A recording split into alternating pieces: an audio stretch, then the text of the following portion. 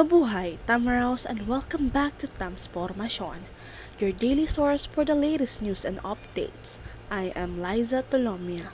And I am Jonas Peralta. Today, we're diving into the growing trend of relying on TikTok as a source of information and the potential negative impact that comes with it. With its growing popularity, TikTok has become more than just a platform for entertainment.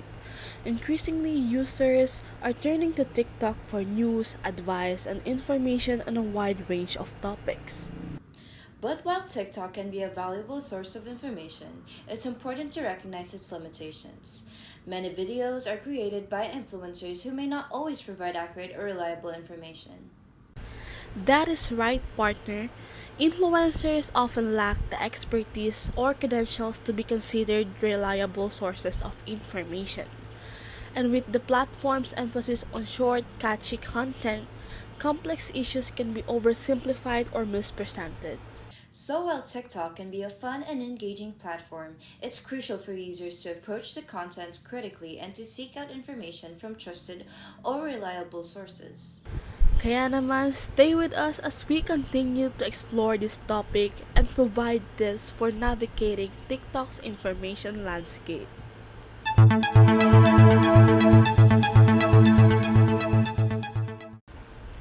TikTok, the beloved app of Gen Z, once celebrated for its creative content and is now under scrutiny for its potential impact on education.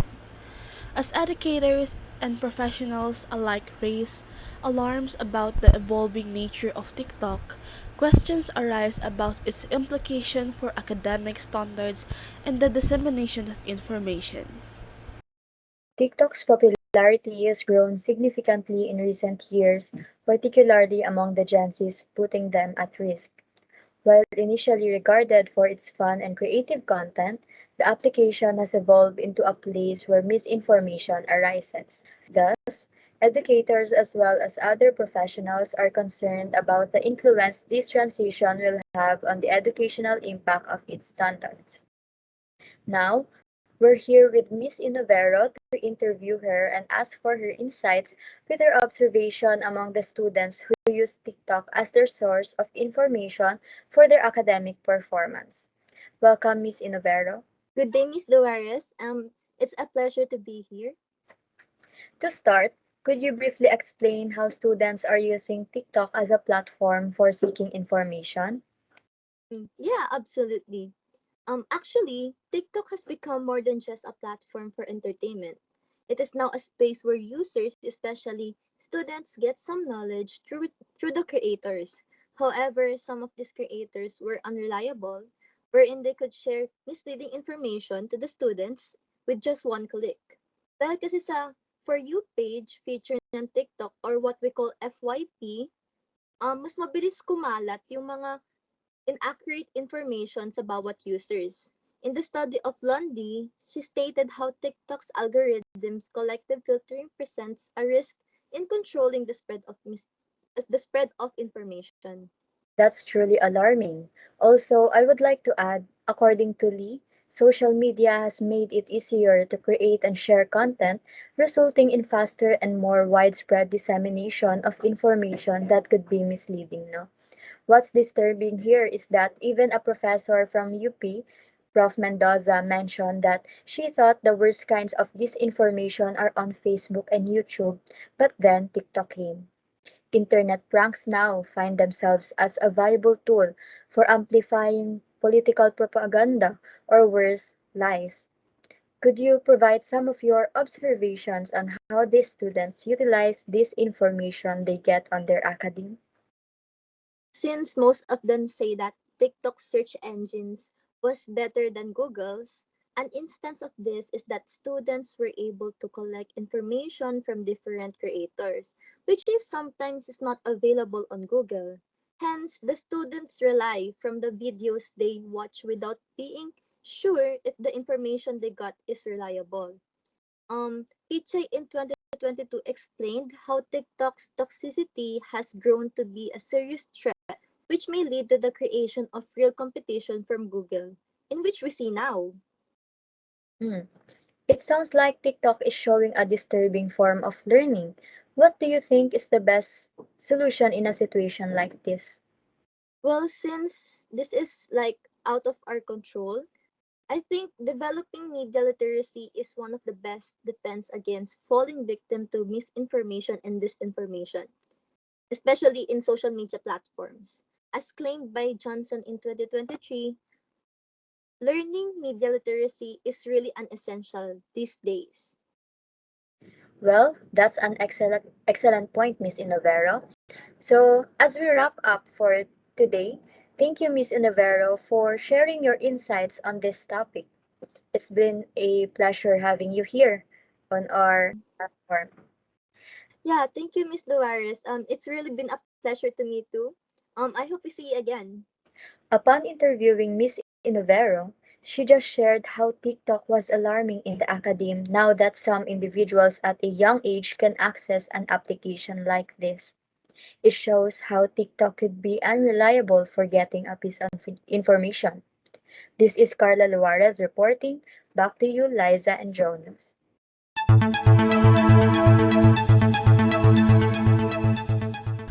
Thank you, Carla, for that insightful report. Indeed, the influence of social media platforms such as TikTok on young minds is a matter of concern. But now let's delve deeper into the implication of this trend. Kaya naman, Jonas, kindly introduce our viewers to Mr. Gillie Caga, who will be joining us today to the segment of fake news propaganda on national elections. Absolutely, Liza. As the national election for presidency draws near, fake news propaganda has been rampant in many social media platforms.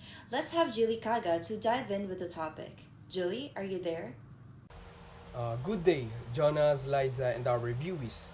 With upcoming national elections, the spread of fake news poses a threat to the integrity of the democratic process.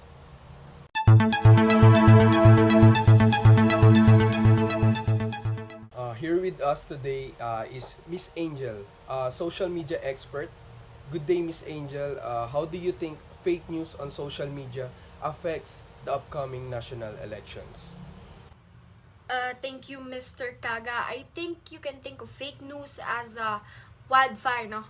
It can spread like wildfire on social media, especially on TikTok.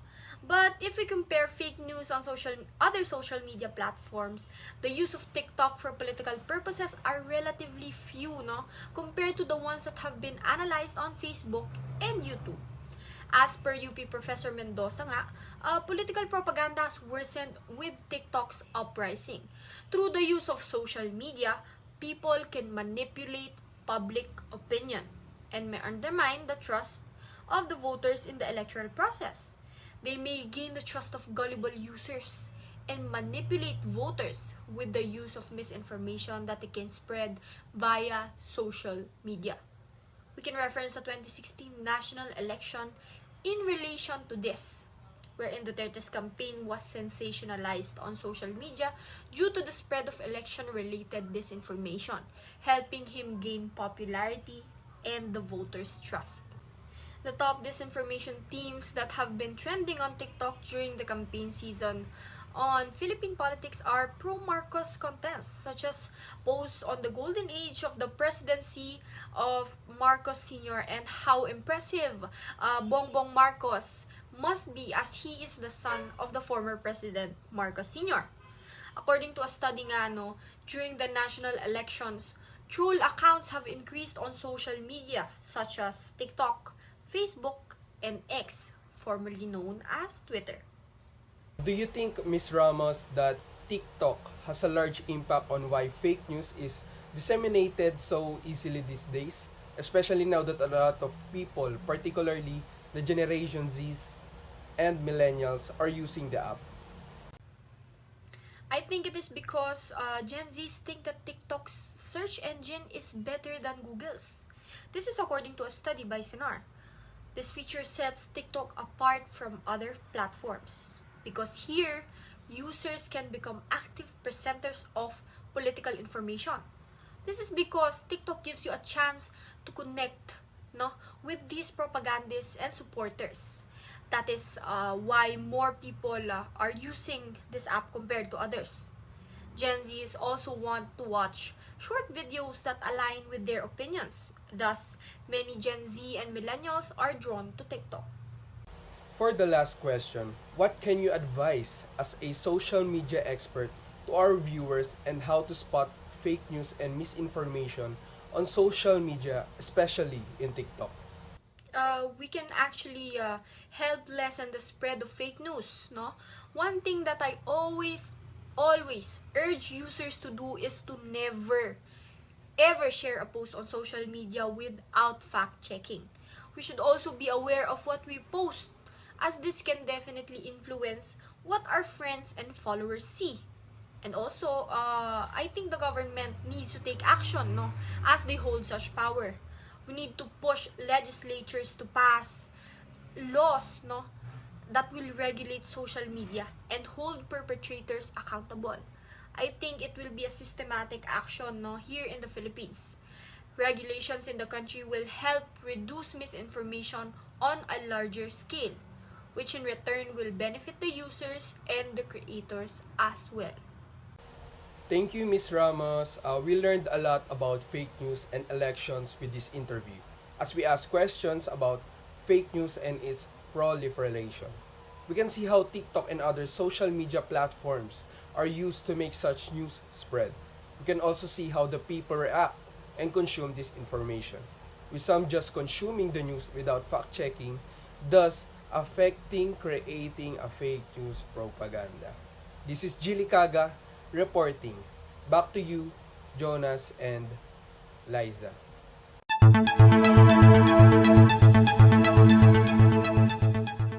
Books used to be our primary information source, but now a single internet click opens the floodgates to vast knowledge. Yet, this convenience harbors a danger. Many neglect to fact check online information. Unlike books, scrutinized before publication, the internet fosters misinformation spread.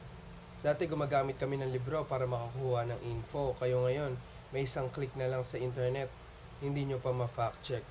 Although 74% of Gen Z rely on the internet for information, stated by Frowilik, year 2022, credible sources abound, including official websites and scholarly journals.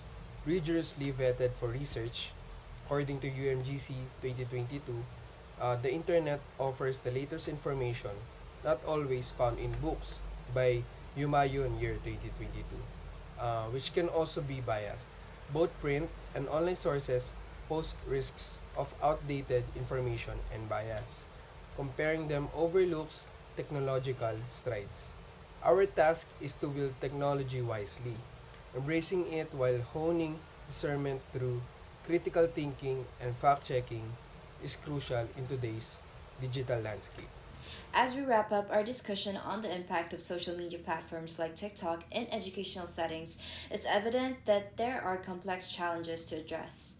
From the influence on the young minds of the spread of misinformation, educators, parents, and policymakers must collaborate to navigate these digital landscapes responsibly. I totally agree with you, Jonas. By promoting critical thinking skills and fostering digital literacy, I think we can empower the next generation to engage with social media in a more informed and discerning manner. As we navigate these challenges, it's important for us to remain aware of our consumption of news and information. Whether it's on TikTok or any other platform, always remember to question, verify, and seek out multiple sources to get the full picture. And as we conclude today's broadcast, we want to express our gratitude to you, our viewers, for tuning in and joining us on the journey of exploration and discovery. Join us again tomorrow for more updates and analysis on the issues that matter most. Until then, stay informed, stay engaged, and above all, stay curious. Laging tandaan, matutuyo ang sapang ngunit hindi ang balita. Dito yan sa TamsPormasyon.